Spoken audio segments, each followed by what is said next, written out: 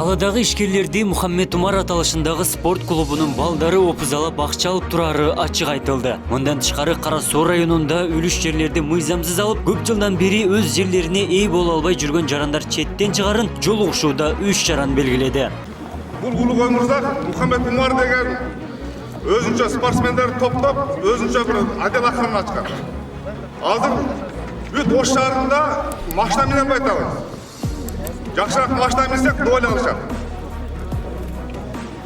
Анан карьерлерди, жерлерди бүт ушуларды басып алышкан, бар жокчу.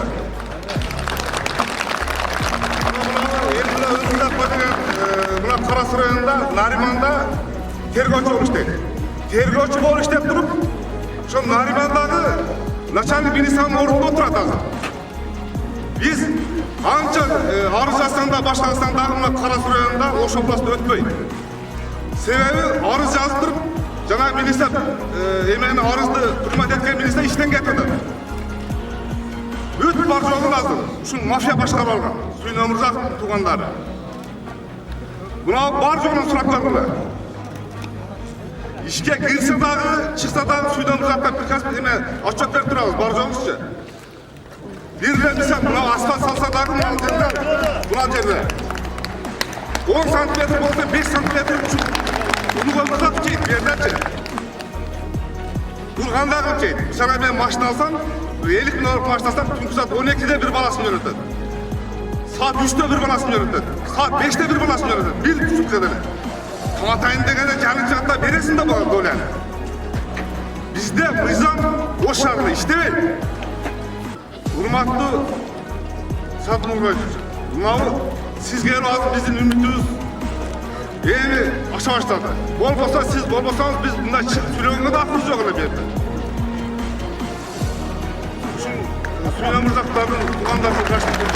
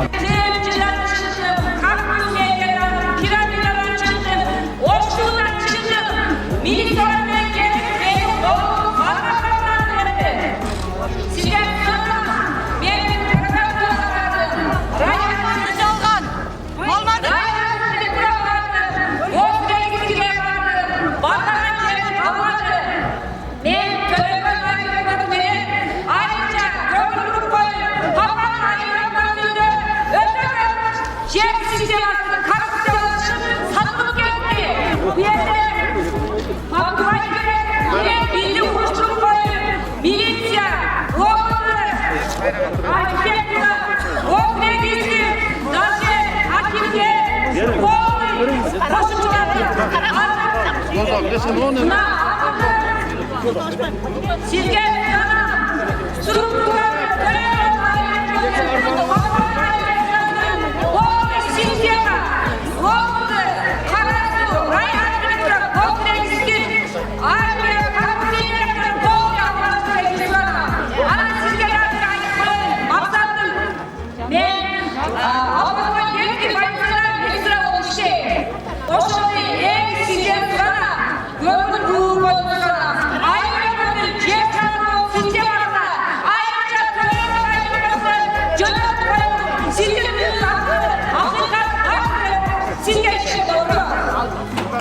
түшүнүктүү. Эми бул маселе боюнча мына жергиликтүү өкмөттүн өкүлдөрү отурат, мэр отурат. Мына мен тапшырма берейин, караңыздар мунучу. Карап сиздердин ишиңиздер да бул жергиликтүү жерде мисалы мафия деп атат, дегендей мындай проблемаларын айтып атышат, сиздер караңыздар. Азыр келди. Карап именно ошо азыркы мырзаны чакырып, проблеманы көтөрүп аткан мырзаны чакырып разбираться эткиле, ошого териштиргиле. Түшүнүктүү. Мен муну деге тактайын, баарын тактайын. Анан ушул жерде мына кимдин аты аталып ушинтип аткан болсо, мына ачык атап аткан адамдарга куугунтуктар болбосун. Мына жергиликтүү бийлик, өкмөттүн өкүлү көзөмөлгө алыңыздар. Мындай жөн гана териштирип, анан татынакай мындай адилеттүү чечимге келгидей болгула. Анан мына азыр аттарын атап атпайбы, мындай карапайым калк ушунун баары. А тигилер болсо чиновниктер, коррупционерлер көп мындай болуп келген 30 жылдан бери боло берет. Бирок ушуларды куугунтукка албагыдай болсун.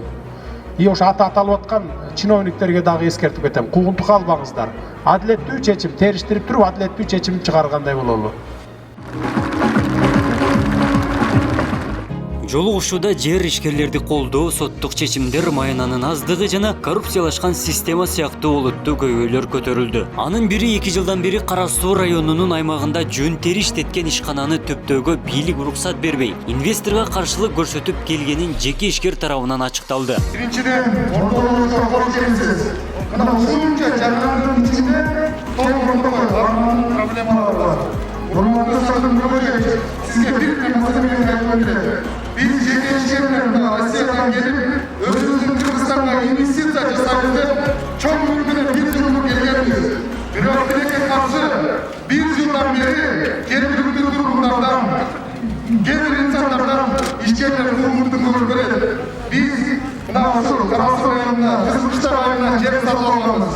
Ал жерге ушул 100 миллион техниканы иштетип, ошол жерде строй материалдарды чыгарып келген ишкана ачабыз деп келгенбиз.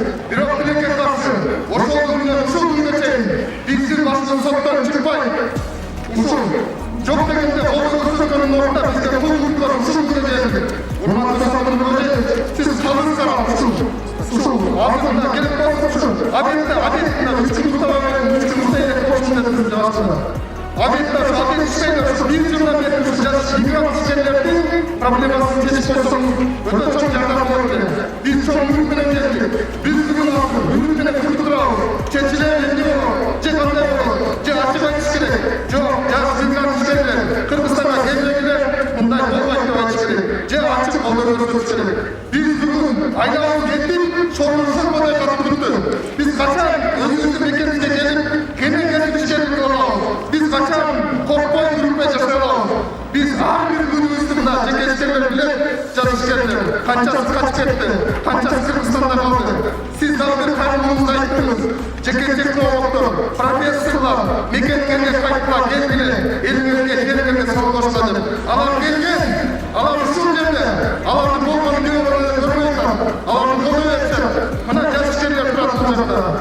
Siz ойлогондон дагы 100 эсе көп Кыргызстанда жаш ишкерлердин аркылуу. Ошол биздин маселе боюнча мына ишкерлерди колдоп, siz жеке мына позицияңызды билдирип койсоңуз, чоң бизге ишкерлерге жардам болот эле. Ошол күнгө чейин сизге проблемабыз чечилбек эле. Соттон сотко, прокуратурадан прокуратурага. Бардык токтомдорду алдырды кылмыштын табы жок. Бир эле токтом алды. Ал Кудайдын токтомун алды. Башка айдабыз жок. Биз бүгүн жаш ишкерлер. Мындай акыр үрүнү менен каралабыз. Сиздер дагы мындай конкреттүү жооптор болсо, биздин үмүтүбүз жаштардын үмүтү өчөт. Ошон үчүн сиздер суроолор, жаш ишкер мигранттарды колдоп, биз мына алтын казабыз деген жокпуз, көмүр казабыз деген жокпуз. Биз ошо сатылбай калган, чирип жаткан 100 миллион теңгени алып, иштетип, ошол жерде 2 күндөн ашыган жаранга иш менен камсыздалабыз дедик. Жок дегенде колдоосуңар.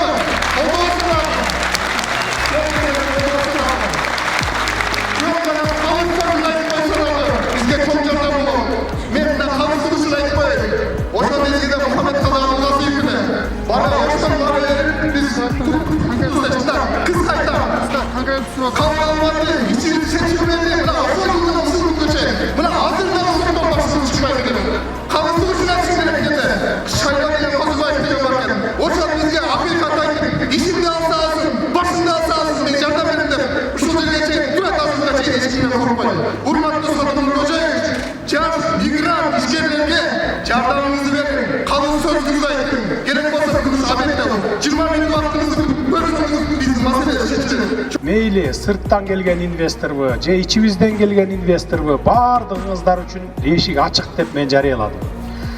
Ушундан кийин аябагандай көп инвесторлор келди. Менин иш убактымдын жарымын ошолор алып атат инвесторлор.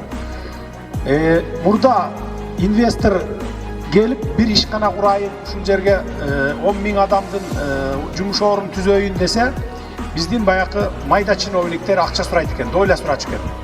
Мага 10% дойлagы мен отурам, анан сен мага мынча акча бер, анан тигинче акча бер. Андан сырткары жанагы газка, архитектура дегендер бар, билесиздер. Алар бир 6 ай, 1 жыл документин созот экен акча алыш үчүн. Мунун баарын жоюп атабыз. Эми биз иштегенибизге 20 күн болду, 20 күндүн бир жумасын эле толук кандуу иштей баштадык.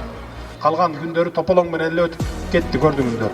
Муну жок кылабыз. Анан сиздин ишиңиз боюнча, эгерде инвестиция салабыз деп жер сатып алган болсоңуз, мына жергиликтүү бийлик өкмөттүн өкүлүнө азыр мына угуп отурат, жанымда тапшырма берип кетейин.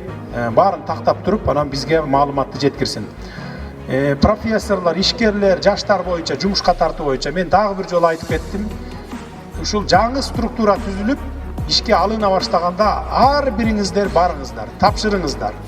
Дагы бир жолу кайталаймын. Мурдакыдай коррупциялык жол менен ишке орношуу деген болбойт, орноштуруу деген болбойт.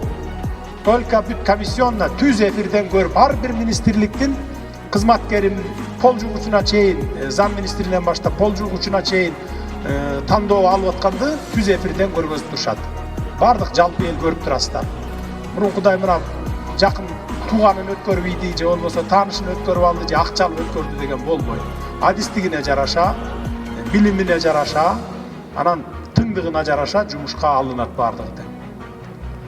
Кыйын адамдар, адис адамдар көчөдө калбайт.